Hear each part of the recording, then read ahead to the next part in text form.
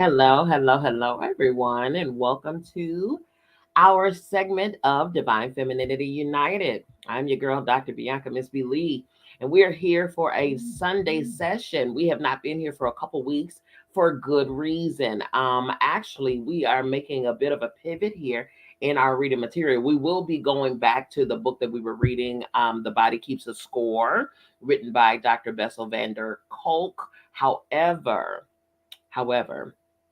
if you all know me, you know I am spirit guided, spirit led, and therefore I have been led to pause this book reading and go on to another book reading, which I think is in perfect timing. To be honest, I mean it's been coming across me in conversations. It's been coming across me just in my library and even in movies and things like that. And I said, okay, it must be time for us to read this book. We have not read this book before collectively, and most of you have probably seen the movie. There is a movie depiction of this book, but as we all know, any book that has a movie made of it, we know that the book is always better. Oh my goodness, you know the book is always and will always be better. What am I referring to? I'm referring to The Shack, written by William Paul Young. This book, you all, is absolutely always necessary. I don't care how many times you've read this book, it's always necessary. It is always the perfect time to read this book, okay? This book is a New York Times bestseller. As you can see on the screen, over 20 million copies sold. The Shack. If you have not seen the movie, if you've seen the movie and you've never read the book, then you know just by simply watching the movie how powerfully impactful this book is. Okay? And the movie only tells 2 hours worth of information. It does not give all of the details that a book can give, right? I'm excited about this reading, you all. I'm excited, okay? As per usual, with everything else that we've read, that material is there for you as well. Okay? If you want the book for yourself, an ebook version, you feel free to contact me. I'll send it over to you, okay? Without further ado, ladies and gentlemen, this is The Shack. Okay? Alrighty. Someone, Eugene Peterson, wrote regarding this book. This book has the potential to do for our generation what John Bunyan's Pilgrim's Progress did for his. It's that good. That is huge, you all. That is huge, okay? First, we're going to begin with the forward. Who wouldn't be a skeptical when a man claims to have spent an entire weekend with God in a shack, no less? And this was the shack. I've known Mack for a bit more than 20 years, since the day we both showed up at a neighbor's house to help him bale a field of hay to put up for his couple of cows. Since then, he and I have been, as the kids say these days, hanging out, sharing a coffee, or for a chai tea extra hot with soy. Our conversations bring a deep sort of pleasure, always sprinkled with lots of laughs and once in a while a tear or two. Frankly, the older we get, the more we hang out, if you know what I mean. His full name is Mackenzie Allen Philips, although most people call him Allen. It's a family tradition. The men all have the same first name, but are commonly known by their middle names, presumably to avoid the ostentatious of one, two, or three, first, second, or third, or junior and senior. It works well for identifying telemarketers too, especially the ones who call as if they were your best friend. So he and his grandfather, father, and now his oldest son all have the given name of Mackenzie, but are commonly referred to by their middle names. Only Nan, his wife, and close friends call him Mack, although I've heard a few total strangers yell, "Hey Mack, where'd you learn to drive?" Mack was born somewhere in the Midwest, a farm boy in an Irish American family committed to calloused hands and rigorous rules. Although externally religious, his overtly strict church elder father was a closet drinker, especially when the rain didn't come or came too early, and most of the times in between. Mac never talks much about him, but when he does, his face loses emotion like a tide going out, leaving dark and lifeless eyes. From the few stories Mac has told me, I know his daddy was not a fall asleep happy kind of alcoholic, but a vicious, mean, beat your wife and then ask God for forgiveness drunk. It all came to a head when 13-year-old Mackenzie reluctantly bared his soul to a church leader during a youth revival. Overtaken by the conviction of the moment, Mac confessed in tears that he hadn't done anything to help his mama as he witnessed on more than one occasion his drunken dad beat her unconscious.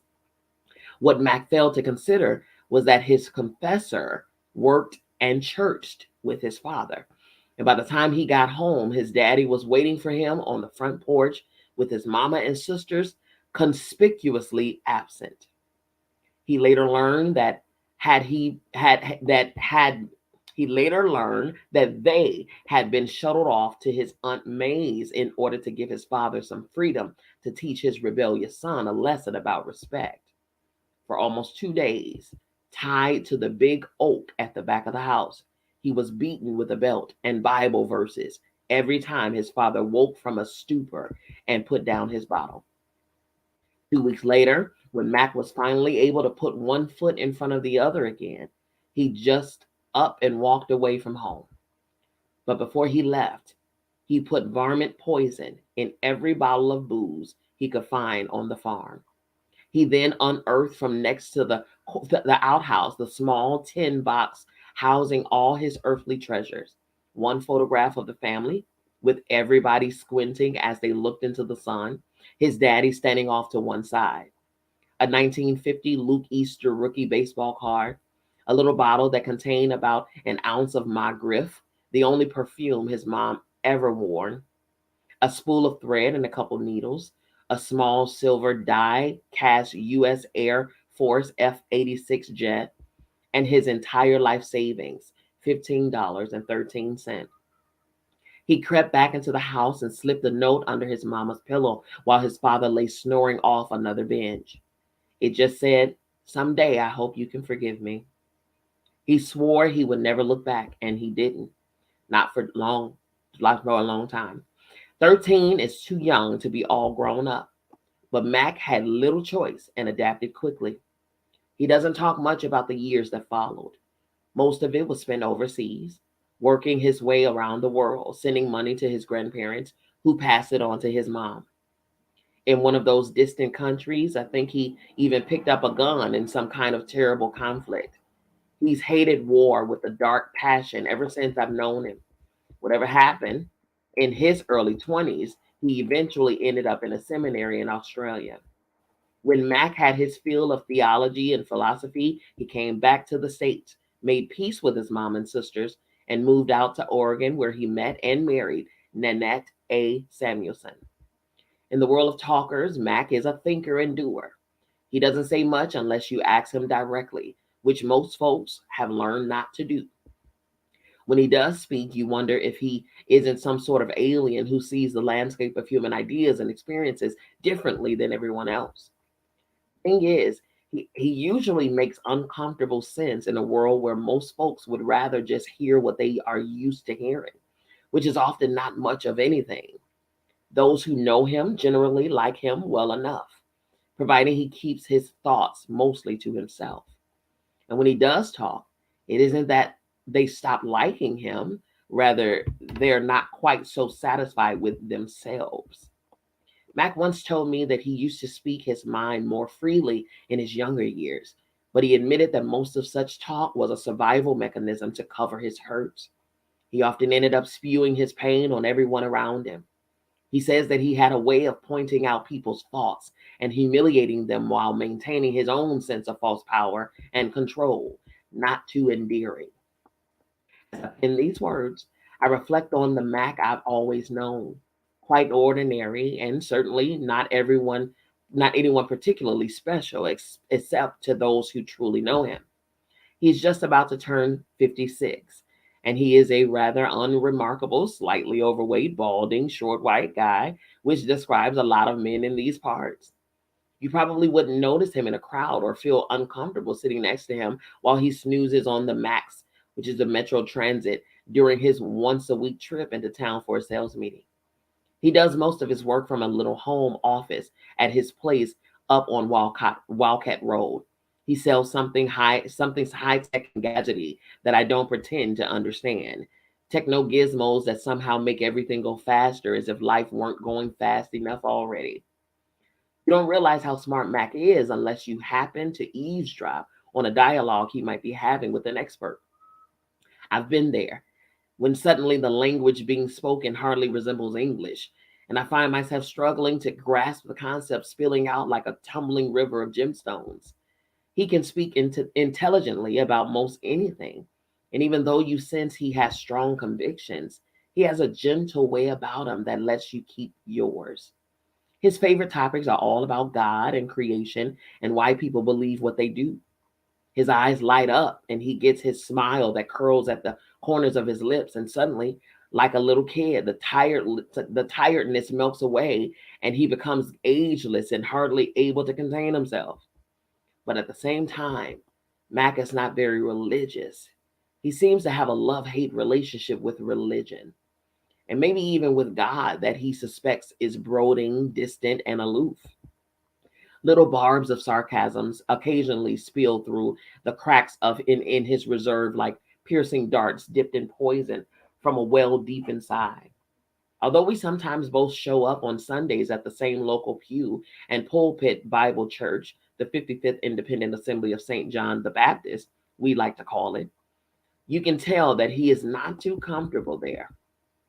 Mac has been married to Nan for just more than 33 mostly happy years. He says she saved his life and paid a high price to do it. For some reason beyond understanding, she seems to love him now more than ever, even though I get the sense that he hurt her something fierce in the early years. I suppose that since most of our hurts come through relationships, so will our healing.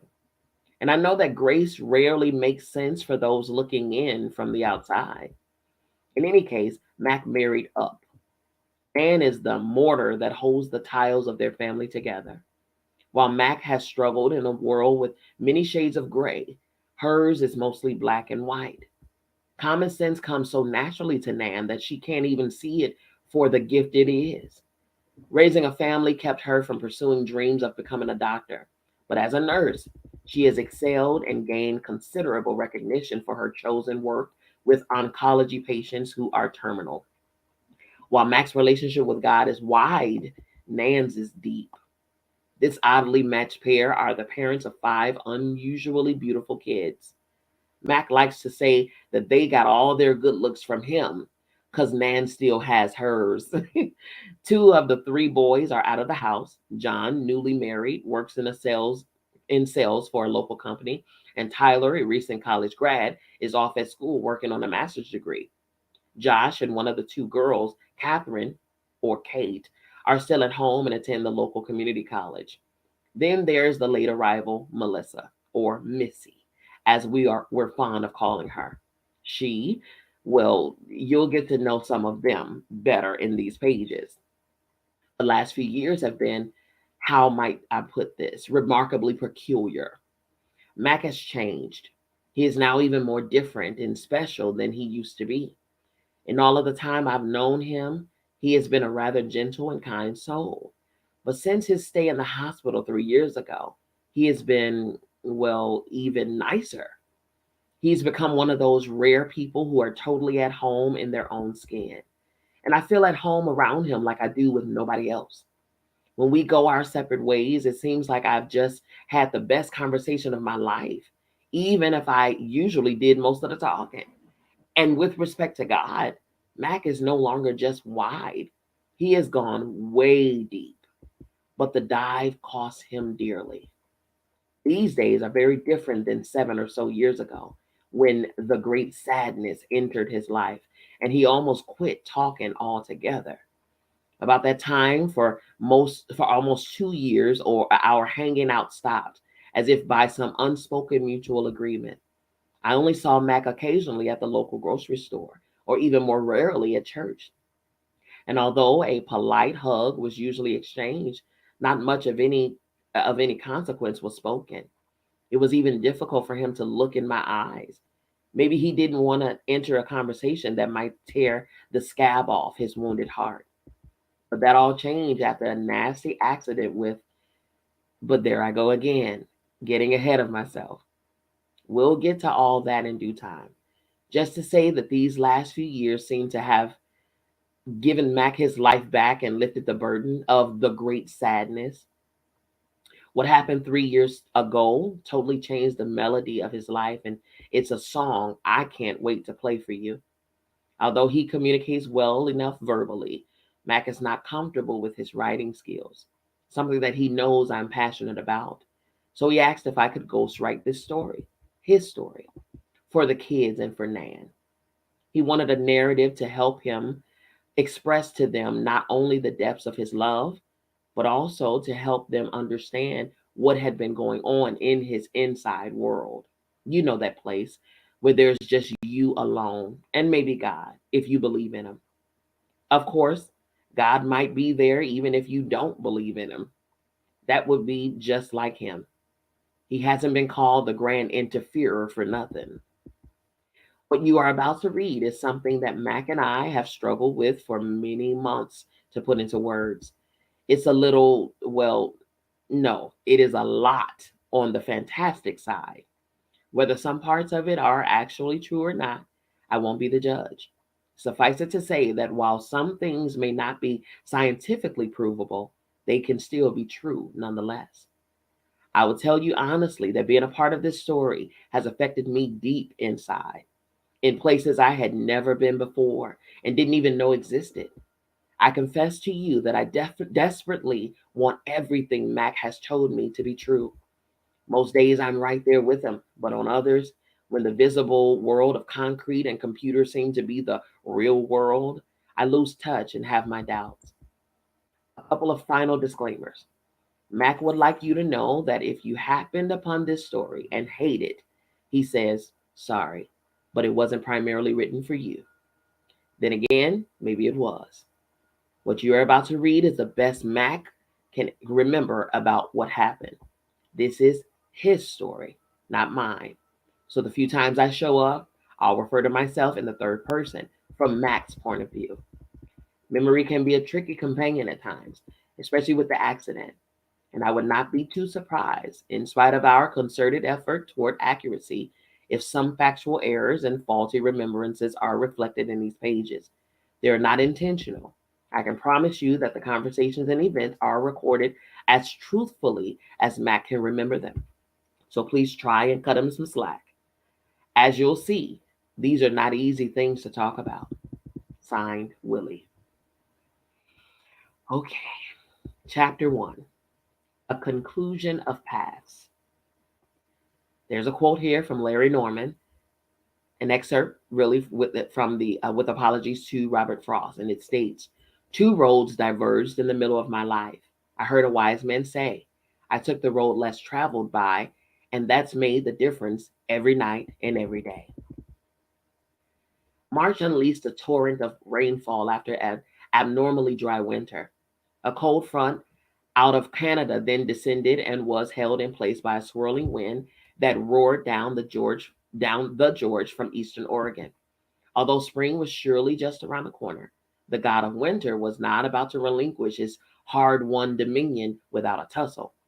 There was a blanket of new snow in the Cascades, and rain was now freezing on impact with the frigid ground outside the house. Enough reason for Mac to snuggle up with a book and a hot cider and wrap up in the warmth of a crackling fire. But instead, he spent the better part of the morning telecommuting into his downtown desktop. Sitting comfortably in his home office, wearing pajama pants and a t shirt, he made his sales calls, mostly to the East Coast. He paused frequently, listening to the sound of crystalline rain tingling off his window and watching the slow but steady accumulation of frozen ice thickening on everything outside.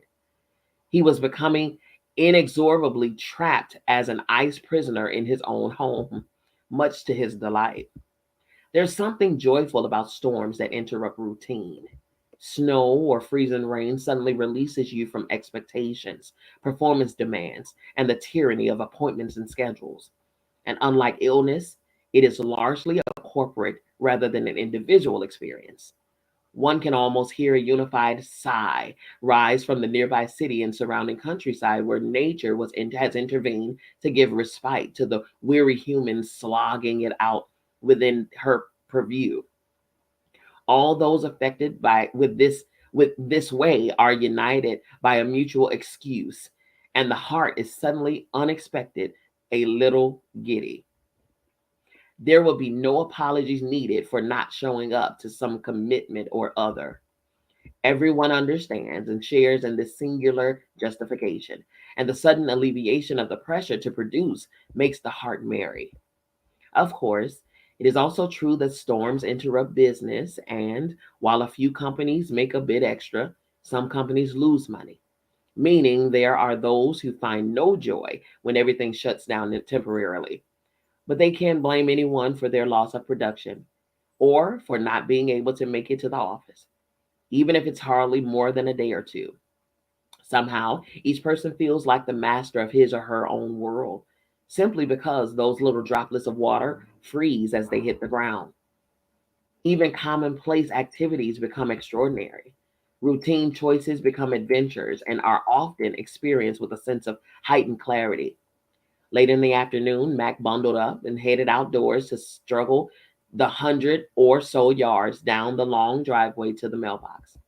The ice had magically turned this simple everyday task into a foray against the elements. The raising of his fist in opposition to the brute power of nature, and in an act of defiance, laughing in its face. The fact that no one would notice or care mattered little to him. Just the thought made him smile inside. Icy rain pellets stung his cheek and hands as he carefully worked his way up and down the slight undulations of the driveway. He looked, he supposed, like a drunken sailor gingerly heading towards the next watering hole. When you face the force of an ice storm, you don't exactly walk boldly forward in a show of unbridled confidence. Bluster will get you battered. Mac had to get up off his knees twice before he was finally hugging the mailbox like some long lost friend. He paused to take in the beauty of a world engulfed in crystal. Everything reflected light and contributed to the heightened brilliance of the late afternoon. The trees in the neighbor's field had all donned translucent mantles, and each now stood unique but unified in their presentation. It was a glorious world, and for a brief moment, its blazing splendor almost lifted, even if only for seconds, the great sadness from Mac's shoulders. It took almost a minute to knock off the ice that had already sealed shut the door of the mailbox. The reward for his efforts was a single envelope with only his first name typewritten on the outside. No stamp, no postmark, and no return address. Curious, he tore the end off the envelope, which was no easy task with fingers beginning to stiffen from the cold. Turning his back to the breath snatching wind, he finally coaxed the single small rectangular of the unfolded paper out of his nest. The typewritten message simply said, Mackenzie, it's been a while. I've missed you. I'll be at the shack next weekend if you want to get together. Papa. Max stiffened as a wave of nausea rolled over him and then just as quickly mutated into anger. He purposely thought about the shack as little as possible, and even when he did, his thoughts were neither kind nor good. If this was someone's idea of a bad joke, they had truly outdone themselves. And to sign it Papa just made it all the more horrifying. Idiot, he grunted, thinking about Tony the mailman, an overly friendly Italian with a big heart but little tact. Why would he even deliver such a ridiculous envelope? It wasn't even stamped. Mack angrily stuffed the envelope and note into his coat pocket and turned to start the slide back in the general direction of the house. Buffeting gusts of wind, which had initially slowed him down, now shortened the time it took to traverse the mini glacier that was thickening beneath his feet. He was doing just fine, thank you, until he reached that place in the driveway that sloped a little downward and to the left. Without any effort or intention, he began to build up speed, sliding on shoes with soles that had about as much traction as a duck landing on a frozen pond. Arms flailing wildly in hopes of somehow maintaining the potential for balance, Mac found himself careening directly toward the only tree of any substantial size bordering the driveway, the one whose lower limbs he had hacked off only a few short months before. Now it stood eager to embrace him, half naked and seemingly anxious for little retribution. In a fraction of a thought, he chose the chicken's way out and tried to plop himself down by allowing his feet to slip out from up under him, which is what they had naturally wanted to do anyway.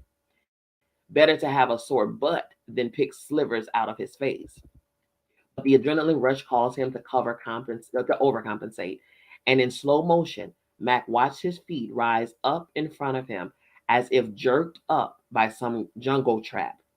He hit hard, back of his head first, and skidded to a heap at the base of the shimmering tree, which seemed to stand over him with a smug look mixed with a disgust and not a little disappointment. The world went momentarily black, or so it seemed.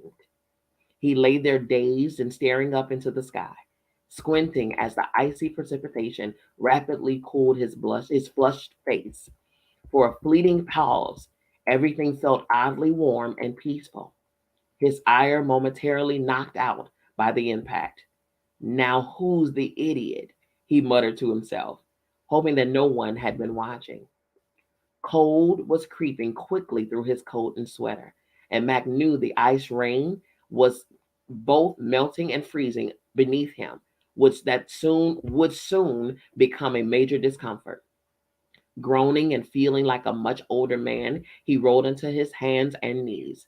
It was then that he saw the bright red skid mark tracing his journey from point of impact to final destination. As if birthed by the sudden awareness of his injury, a dull pounding began crawling up the back of his head. Instinctively, he reached for the source of the drum beat and brought his hands away bloody. With rough ice and sharp gravel gouging his head, his hands and knees, Mac half crawled and half slid until he eventually made it to a level part of the driveway. With not a little effort, he was finally able to stand and gingerly inch his way toward the house, humbled by the powers of ice and gravity. Once again, Mac methodically, shed the layers of outer wear as best he could, his half frozen fingers responding with about as much dexterity as oversized clubs at the ends of his arms. He decided to leave the drizzly, blood-stained mess right where he doffed it in the entryway and retreated painfully to the bathroom to examine his wounds. There was no question that the icy driveway had won. The gash on the back of his head was oozing around a few small pebbles still embedded in his scalp. As he had feared, a significant lump had already formed, emerging like a humpback whale breaching the wild waves of his thinning hair. Mac found it a difficult chore to patch himself up by trying to see the back of his head using a small handheld mirror that reflected a reverse image off the bathroom mirror. A short frustration later, he gave up, unable to get his hands to go in the right directions and unsure which of the two mirrors was lying to him. By gingerly probing around the soggy gash, he succeeded in picking out the biggest pieces of debris until it hurt too much to continue. Grabbing some first aid ointments and plugging the wound as best he could, he then tied a washcloth to the back of his head with some gauze he found in the bathroom drawer. Glancing at himself in the mirror, he thought he looked a little like some rough sailor out of Moby Dick. It made him laugh, then wince. He would have to wait until Nan made it home before he would get any real medical attention. One of the many benefits of being married to a registered, oh man, you all, okay. I had a computer glitch here and it stopped me right at the point of reading. 1 second, it won't take me long. The beauty is we're just at the beginning of the story, so that's good. Okay, 1 second. Oh man, I hate this. Oh man, we were in the flow. It's okay. Okay, bathroom mirror. Okay. All right, there it is. Okay. I'm going to reread that part. Computers, you all. Okay, he would have to wait until Nan made it home before he would get any real medical attention. One of the many benefits of being married to a registered nurse. Anyway, he knew that the worse it looked, the more sympathy he would get. There's often some compensation in every trial if one looked hard enough. He swallowed a couple over-the-counter painkillers to dull the throbbing and limped toward the front entry. Not for an instant had Mack forgotten about the note. Rummaging through the pile of wet and bloody clothing, he finally found it in his coat pocket, glanced at it, and then headed back to his office. He located the post office number and dialed it. As expected, Annie, the matronly postmaster and keeper of everyone's secrets, answered the phone. Hi, it's Tony in by it. Hi, it's Tony in by a chance. Hey, Mac, is that you? Recognized your voice. Of course she did. Sorry, but Tony ain't back yet. In fact, I just talked to him on the radio, and he's only made it halfway up Wildcat, not even to your place yet. Do you need me to have him to call you, or would you like to leave a message? Oh, hi, is that you, Annie? He couldn't resist, even though her Midwestern accent left no doubt. Sorry, I was busy for a second there. Didn't hear a word you said. She laughed. Now, Mac, I know you heard every word. Don't you be going and trying to kid a kidder. I wasn't born yesterday, you know. What do you want me to tell him if he makes it back alive? Actually, you already answered my question. There was a pause at the other end. Actually, I don't remember you asking a question. What's wrong with you, Mac? Still smoking too much dope? Or do you just go do that on Sunday mornings to make it through the church service? At this, she started to laugh, as if caught off guard by the brilliance of her own sense of humor. Now, Annie, you know I don't smoke dope. Never did, and don't ever want to. Of course, Annie knew no such thing, but Mac was taking no chances on how she might remember the conversation in a day or two. Wouldn't be the first time that her sense of humor morphed into a good story that soon became some form of fact. He could see his name being added to the church prayer chain. It's okay. I'll just catch Tony some other time. No big deal. Okay, then, just stay indoors where it's safe. Don't you know an old guy like you could have lost his sense of balance over the years. Wouldn't want to see you slip and hurt your pride. Way things are shaping up, Tony might not make it up to your place at all. We can do snow, sleet, and darkness of the night pretty well, but this frozen rain stuff is a challenge to be sure. Thanks, Annie. I'll try and remember your advice. Talk to you later. Bye now. His head was pounding more than ever, little trip hammers beating to the rhythm of his heart. That's odd, he thought. Who would dare put something like that in our mailbox? The painkillers had not fully kicked in, but were present enough to dull the edge of worry that he was starting to feel. And he was suddenly very tired. Laying his head down on his desk, he thought he had just dropped off to sleep when the phone startled him awake. Hello? Hi, love. You sound like you've been asleep. It was Nan sounding unusually cheery, even though he felt he could hear the underlying sadness that lurked just beneath the surface of every conversation. She loved this kind of weather as much as he usually did. He switched on the desk lamp and glanced at the clock, surprised that he had been out for a couple hours. Oh, sorry. I guess I dozed off for a bit. Well, you sound a little groggy. Is everything all right? Yep. Even though it was almost dark outside, Matt could see that the storm had not let up. It had even deposited a couple more inches of ice. Tree branches were hanging low, and he knew some would eventually break from the weight, especially if the wind kicked up. I had a little tussle with the driveway when I got to the mail, but other than that, everything is fine. Where are you? I'm still at Arlene's, and I think me and the kids will spend the night here. It's always good for Kate to be around the family. Seems to restore a little balance. Arlene was Nan's sister who lived across the river in Washington. Anyway, it's really too slick to go out. Hopefully, it'll break up by the morning.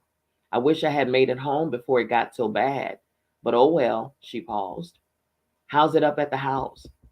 Well, it's absolutely stunningly beautiful and a whole lot safer to look at than walk in, trust me.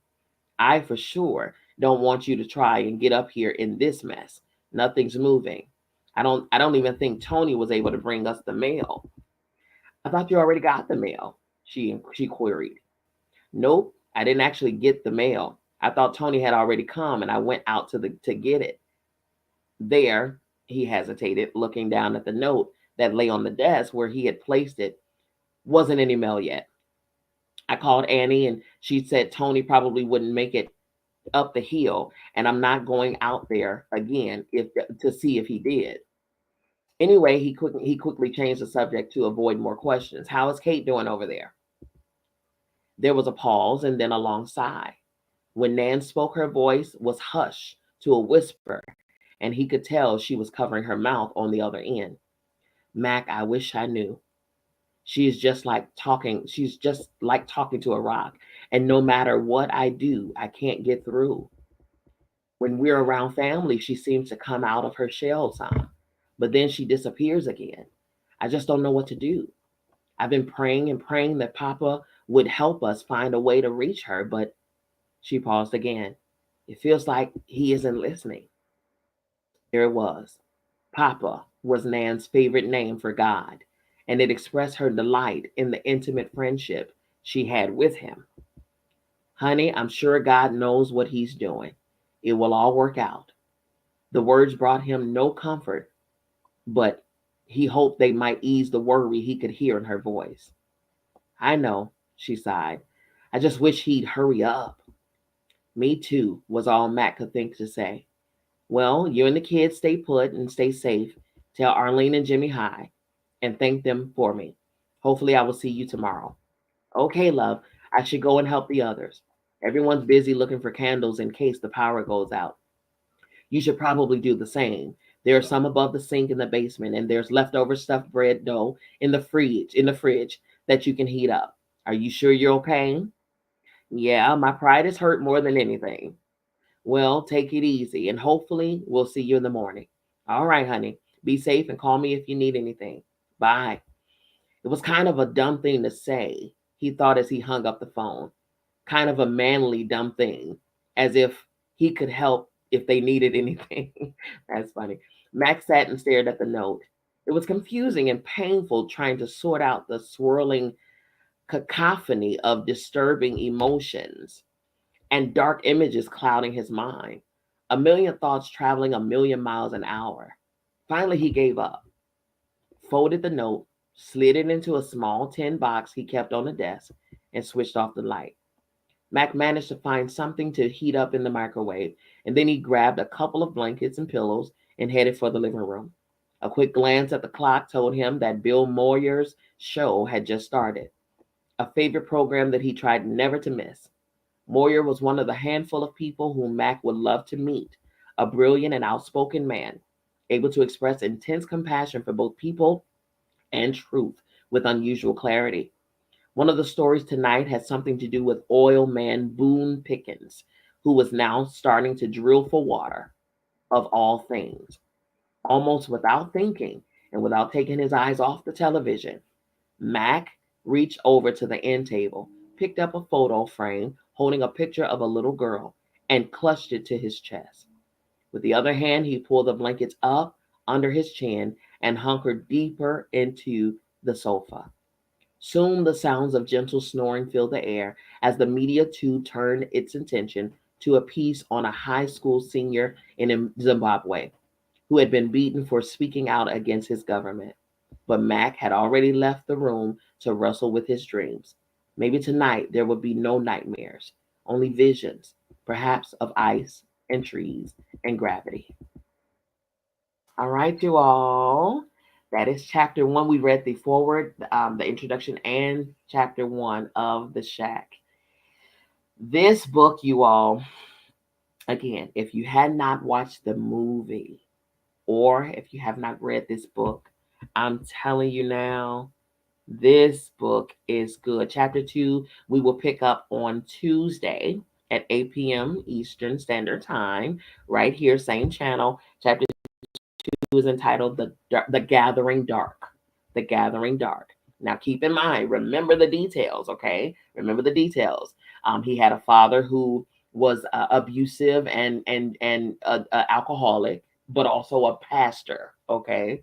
Who would beat his mother, till she was unconscious and things like this. This is when he was a boy, and when he tried to confess and share with one of his youth pastors about how he felt hopeless and he felt sad that he couldn't help his mom and things like that. He confessed it to one of the youth pastors. Because the youth pastor is a colleague of his father, he had to tell the father, okay, or confront the father rather. And then the father sent his mother and his sisters away so that he can have time to teach him a lesson. And the father tied him to a tree for 2 days, beating him and throwing scriptures at him and things like that, which was why Mack ended up, as he got older, building a resentment to religion. Okay, not spirituality. See, it spoke so far that he has a spiritual relationship, a spiritual connection, but not a religious one, because religion is what his father was tied to, but yet it also his the connection to his father was also connected to abuse, alcoholism, mistreatment, and all of that stuff too. So he resented religion, but he connected spirituality. Okay, so those are the tidbits. He's married. He has 5 children, 3 out of the house, 2 still in the house. His wife is a nurse, and he does techno stuff, gadgets and whatnot, and work from home. So those are the tidbits. And he got this letter in the mail. No address, just got his name on it. No return address, no stamp, no anything. Okay. Also remember one of the key points here. Nan, he did mention that because Nan has a close-knit relationship with God, she refers to God as Papa instead of just Father God or whatever. She sees God as Papa. But if you recall, the note in the mailbox said, Mackenzie, it's been a while. I've missed you. I'll be at the shack next weekend if you want to get together. Signed, Papa. Okay? But he also called his father Papa when he was a little boy. So there is a, you know what I mean? There's something here, okay? So now what we're going to be reading on Tuesday is the next piece of this story. Again, I told you, I had a tugging to read this book. We were reading a whole other book, you all. We were just on like chapter 3 of a whole other book. And it was just, I don't know, my spirit just kind of led me to say, you know what, let's put a pause in that. We'll go back to that later. But this is where I'm being steered to share collectively with you all. And I'm excited about this journey. I hope you all are too. This is a complete detour from what we usually read here, but I'm glad about it. This is good. All right. All righty, you all. If you need the book for yourself, if you've seen the movie, I think you can see the movie everywhere. I mean, it might be on Prime or whatever the case. You can see the movie any and everywhere. Okay. It's been out for years. But we all know books are much better than the movie. We know that. Okay. So what I want you to do, if you want the book, then reach out to me. And okay, send me your email address. You can do that on any form. If you're watching via video, then I'm going to put on the screen where you can send me an email to info@biancamissblee.com. Those on Clubhouse, you can tap my information above. That's my website.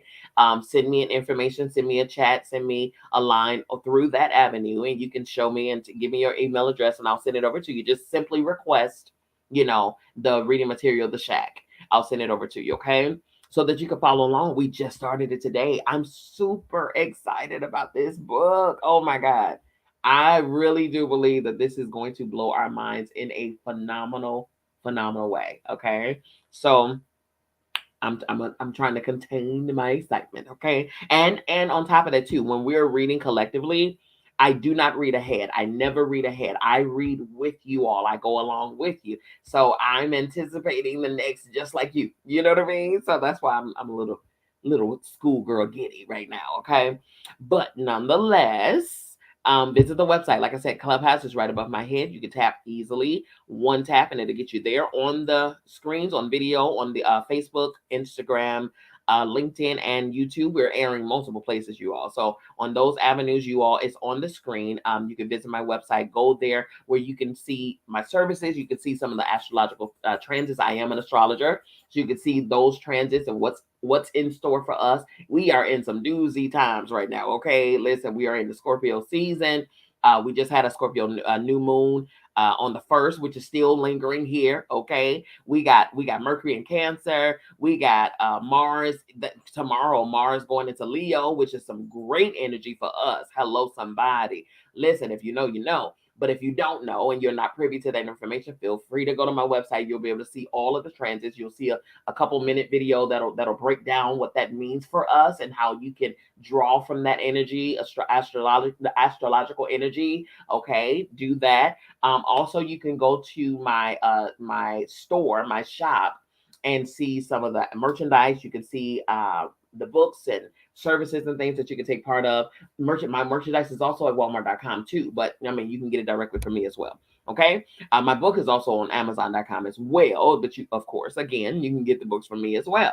Okay. Also, speaking of books, be on the lookout. I'm finalizing another one right now regarding integrating wholeness back into health, back into wellness, okay, into the healing process, not just physical, because when you go to the doctor, they deal with the physical aspects, the measurable things, the evidence-based things, but that's not the whole of you. In fact, that's just the exterior of you, the uniform of you. But what about the actual you, which is the spirit? So I wrote a book about integrating the wholeness, the whole of you inside of the wellness practice. When you go into practitioners and doctors and all of these people, all of these things, be sure that these people know how to treat you, the whole of you, not just bandage work. No.